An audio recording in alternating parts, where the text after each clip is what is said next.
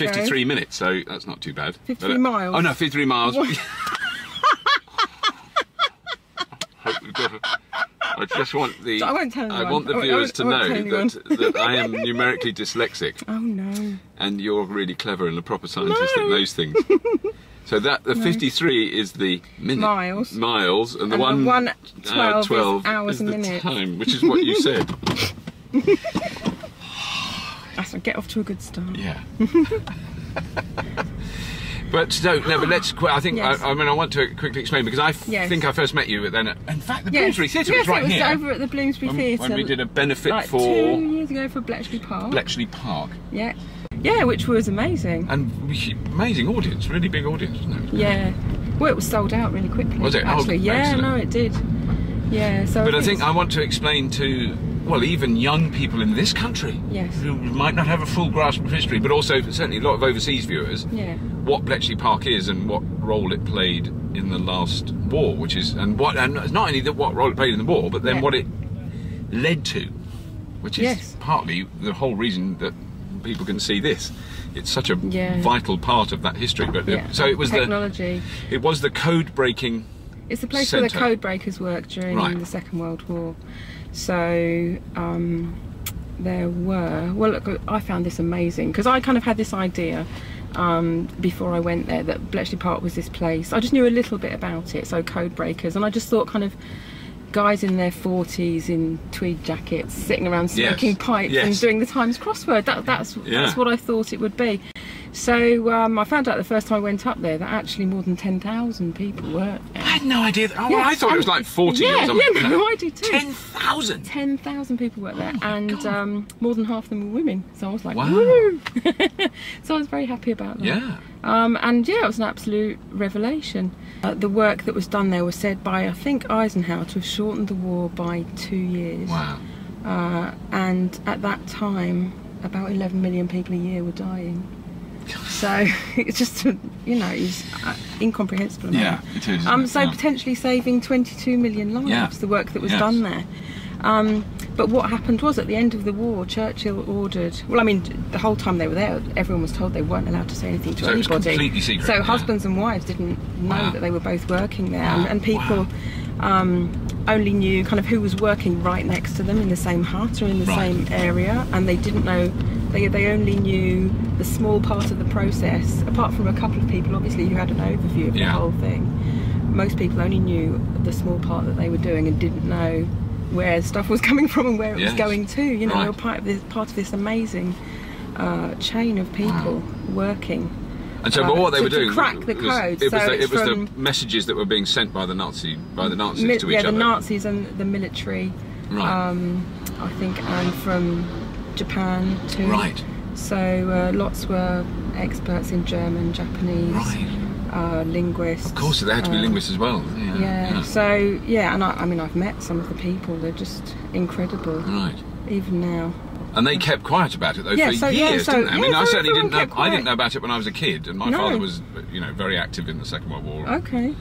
I'm presumably getting information from, but he wouldn't have known. Yeah, he was a pilot. People didn't know where it was coming from. Didn't know about Bletchley Park. So Churchill called them the geese that laid the golden eggs but never cackled. Right. So, so he obviously thought that the work done there was pretty important. Yeah, exactly. And then, so there's the Enigma machine. I mean, I know that's connected with it, but they had. So the Enigma machines were used in Germany to send the messages. To encode messages, right. And so the code was cracked at Bletchley Park. Right. And did they actually crack the Enigma code before they got a machine? Yeah, so there were 3 Polish mathematicians who worked on it, and I think the French had something to do with it too, and then kind of all of that I think got passed on to Bletchley Park. Right. So they had a lot of information, but they didn't have all the information. No. It's all to do with rotors inside the Enigma machine, so it's like it looks like a typewriter with these rotors in it. The rotors were changed every day, around, so you didn't know where they started. Right. And so that made everything much more complicated, because every day you had to work out what the rotor settings were. Right. So even if you had the machine, and but you didn't have the code to put in at start with, you weren't any better off, really. Right? Because I always thought once they found them, because they got a machine off the submarine, sorted, no problem. But no, you're still. No. Oh, I mean, Lord. But effectively, it was the birthplace of computing in many ways, wasn't it? I mean, that's what really came out of it. So Colossus was invented by a guy called Tommy Flowers, and that was taken up to Bletchley Park to help with the code breaking efforts, and that's the first programmable digital computer in the world. And no one else, the Americans hadn't done it, the Russians hadn't done it, the Germans, no one else had made a machine. Well, it's like everyone talks about the first computer, but it depends how you define computer. And so, you know, there are, I don't know how many, but there are many contenders for the first computer. But I think the thing with Colossus is it was the first programmable digital computer. I hope that's right. Yes. If I get it wrong, lots of people are going to... She doesn't know anything. No. I built the first programmable... Also, I think the extraordinary turnaround with Alan Turing, who was, you know, obviously at the time completely unknown, would have been a real secret, wouldn't it? I mean, no one would have known what I should imagine all the code breakers weren't well-known people. No. At all. You know, maybe in their circles, because they were taken from universities. Yes. I think some were as young as 16, so they've not even gone to university yet. Wow. But they would have been kind of maths. Yeah, I think like sort of maths, cryptography, linguists, languages, and then of course the whole workforce that was there to you know, sort of crank out all these answers using like the bomb machines and Colossus. Because the bomb machine was called, it wasn't a machine that made bombs. No, that's what you think, isn't it? It's funny because I've got used to the name now, so it has different connotations. Yeah, but the first time it's bomb with an E on the end. Yes. At the end of the war, Churchill ordered that everything be destroyed. Right. So I think actually some machines went to GCHQ, but that wasn't known until I think quite recently. So everyone thought that everything had been destroyed. Right. So how do you rebuild something that there's no evidence of? And I think there are just like a couple of photos and sort of some word of mouth, I think, and bits and pieces of maybe a bit of a blueprint or something. I can't remember exactly what he said, but it was like on minimal information. They managed to rebuild it, and so lots of the parts, I think, on the original machine were made from stuff from telephone exchanges, like switching systems and stuff. So they'd managed to find lots of pieces like that, and also they'd had to have some pieces custom made because we now use metric, and so some of the, I don't know, nuts, bolts or whatever would not be the right size now, so they'd be made in imperial size. Exactly. Because they're all going to be in their 80s now. Yeah, well, exactly. They're all getting on a bit. Yeah. And but they're just amazing, you know. So I walked into a room which was mainly filled with old ladies. Right. And so I just thought, well, you know, I wonder what we're going to talk about this evening, you know, because I want to know what they did at Bletchley Park and, you know, what it was like working there. And so sat down to talk to several women, and we just had these, you know, I don't know, amazing conversations where, so, you know, talking about stuff that they did there, which was really interesting. But to me, the most interesting things were the things that really helped me to understand what it felt like for them to be there. So I said, so, you know, what did you do outside of work? And one of them said to another, do you remember that time when we stole the vicar's bicycle to go to a dance? And I thought, yeah, this is the kind of thing I wanted to hear. And then another one was telling me about lots of the women were all women, you know, they were girls. Yeah. From I think 17 or 18 upwards. Being young in the summer, we used to go and sunbathe topless on the roof.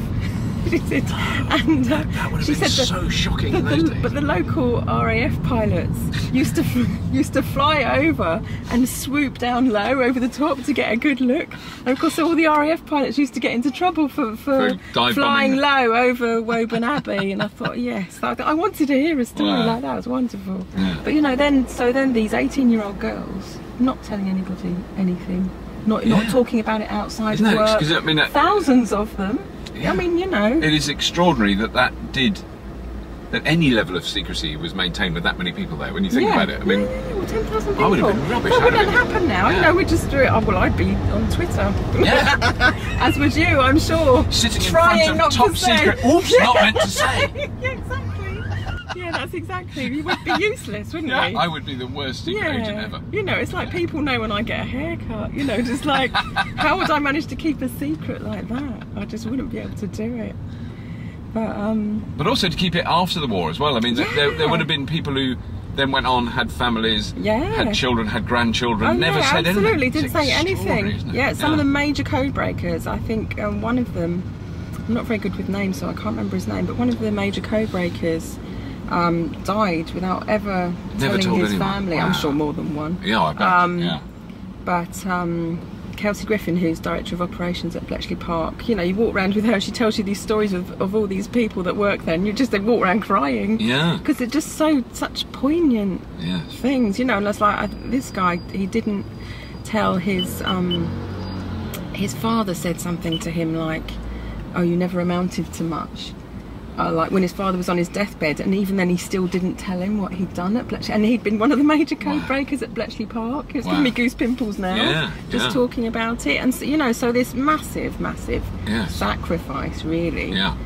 There's stories of couples who'd both worked at Bletchley Park, got married not knowing that they both worked at Bletchley Park, never said anything till maybe it was official that they were allowed to say something, and then like 30 years later. And then, you know, like, so probably they worked there, they were 25, and then like, so when they're 55, you know, that suddenly the band's lifted and one of them sort of plucks up the courage to say to the other one, oh, do you know what, I worked at Bletchley Park during the war. And then, you know, so the wife says that, and the husband said, oh, I was there. Well, where were you? One of the things that intrigues me, though, is how influential it was on the development of computing and computers, you know, like after the war. It was, you know, a lot of the people that worked there then went on to work somewhere else. So went to Manchester. I think Alan Turing went to Manchester, and then to MPL. Again, being very bad with names, I can't remember exactly who did what, but you have to get someone else in to do that stuff. Well, it would be good if I had all the questions really clear. You know, but can you please, next time, can you please send them to me, you know, 4 weeks in advance? I think it's like a lot of these people, and I think like Turing, you know, some people realised that what he was doing and saying was amazing and fundamental at the time, but a lot of people thought he was an absolute nutter. And he was gay. Which at probably that time, less than popular at that time. Oh yeah, I should imagine.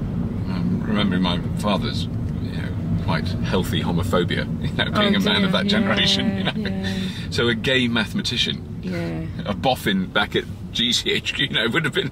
I can just hear my dad talking about it. Oh gosh, But then, so I mean, what a difficult. You know, he obviously had a very difficult life, and I mean, he was young when he topped himself, didn't he? 40 something, Well, I think the jury's still out, but right. It looks, as to how he died, you mean? No, as to whether it was suicide or an accident. Right. Because he ate an apple which had cyanide on it. So some people were saying that he quite often did experiments. So he might have had cyanide as part of what he was doing, had it on his hands, and then eaten the apple and forgotten to wash his hands or something like that. I see. So it isn't definitely 100% a suicide or a murder, but it's a little bit. No. Oh gosh, I never even thought of murder. Well, no, I don't. I'm sure it wasn't, but. No. Yeah. So no, we don't know. I guess we'll never know. But you know, sad. Yeah. And I think actually Max Newman testified at Turing's trial.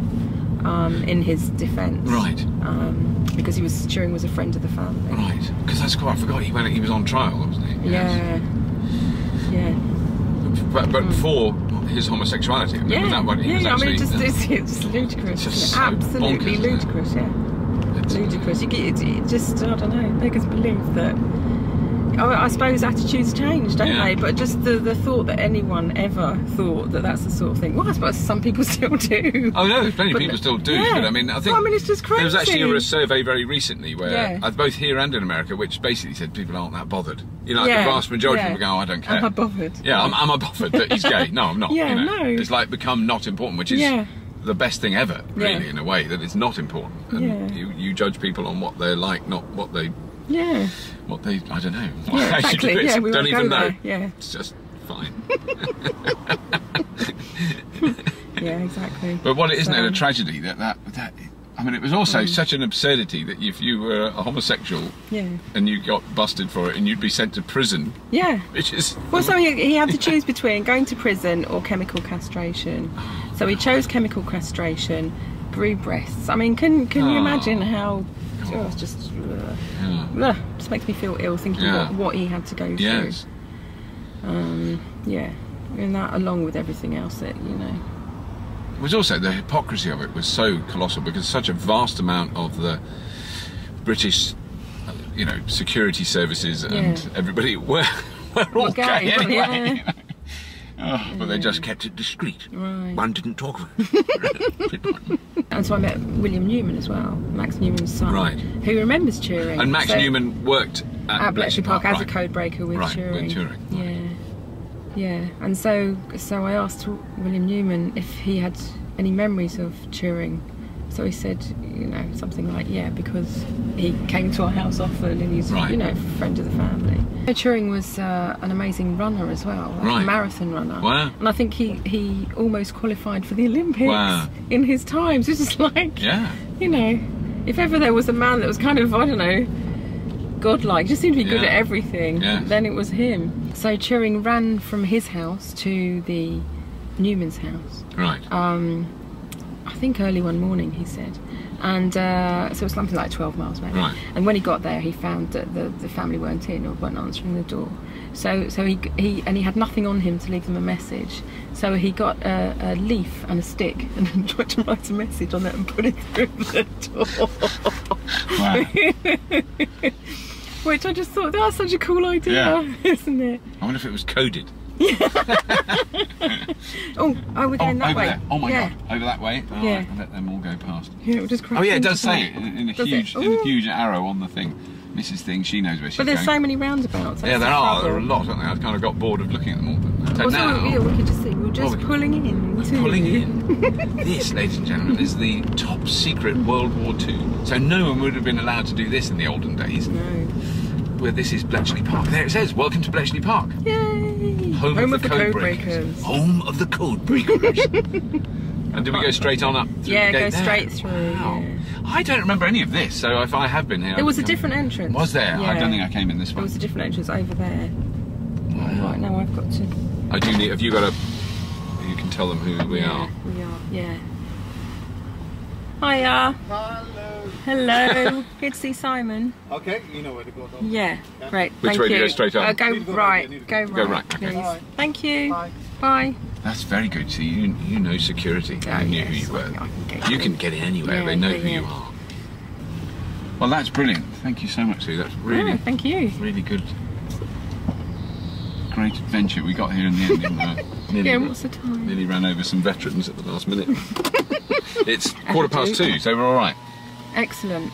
Can we have lunch? Because we're both hungry. Is there somewhere to... Oh, good. I'm starving. Yeah, there's hot 4. But thanks very much for taking part. Goodbye, Carpool. See, that was very professional.